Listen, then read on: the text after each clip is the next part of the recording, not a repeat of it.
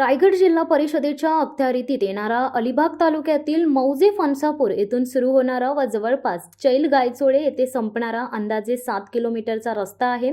सदरच्या रस्त्यावर सुमारे 20 वर्षापूर्वी डांबर पडली होती। त्यानंतर या रस्त्याला डांबरच माहिती नाही हे सूर्यप्रकाशा इतके सत्य आहे। सदरच्या रस्त्याचे तात्काळ नूतनीकरण करण्यासाठी तरुण सामाजिक कार्यकर्ते ॲडव्होकेट राकेश पाटील यांनी रायगड जिल्हा परिषदेचे मुख्य कार्यकारी अधिकारी श्री भारत भास्टेवाड यांना निवेदन दिले आहे। सदरच्या रस्त्याची अवस्था दयनीय झालेली आहे। त्या रस्त्यावरून कुदे, सुडकोळी, नौखार, भागवाडी, भोनंग, नवघर, महान, मोरोंडे, उमटे, रामराज विभागातील 7 ते 8 आदिवासी वाड्या, बोरघर, ताजपूर, मोरखोल, भिलजी, फणसापूर, बापळे, दिवीपारंगी, चिंचोटी, फुडेवाडी, चैल, कातळपाडा, वळवळी आदिवासीवाडी सुमारे 23 गावातील नागरिकांच्या रोजच्या रहदारीचा हा रस्ता असून वरील 23 गावातील विद्यार्थिनी रेवदंडा कॉलेजला याच रस्त्याने जाणारे आहेत। चैल व रेवदंडा या ऐतिहासिक शहरांना जोडणारा कमी वेळ लागणारा हा रस्ता आहे। आग्राव कोळीवाड्यातील कोळी महिला मासे विक्रीसाठी ग्रामीण भागात येण्यासाठी हा एकमेव रस्ता वापरत असतात। मात्र तो रस्ता ही शेवटची घटिका आता मोजत आहे।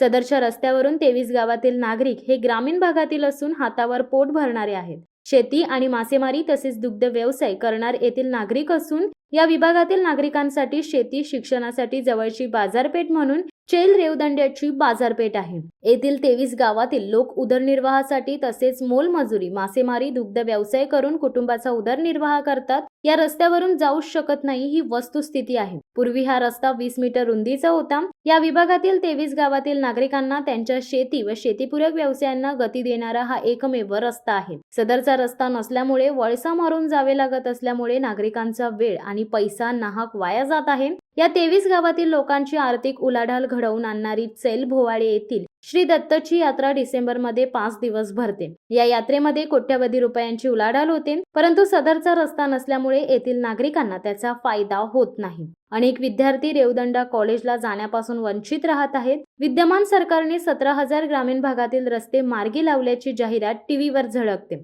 मग या 17,000 रस्त्यामध्ये हा रस्ता आहे तरी कुठे? रायगड जिल्हा परिषदेच्या माध्यमातून लाखो रुपयांचा निधी ग्रामीण भागातील रस्त्यांसाठी खर्च केला जातो, मात्र नमूद रस्ता मागील 20 वर्षापासून डांबरीकरणापासून वंचित आहे। आपण येणाऱ्या विधानसभेच्या निवडणुकांपूर्वी या रस्त्याच्या कामास मंजुरी देऊन 20 वर्षानंतर या रस्त्याला व येथील शेतकरी, कष्टकरी, मजूर विद्यार्थ्यांना मुक्ती द्यावी या आशयाचे निवेदन ॲडव्होकेट राकेश पाटील यांनी दिले आहे।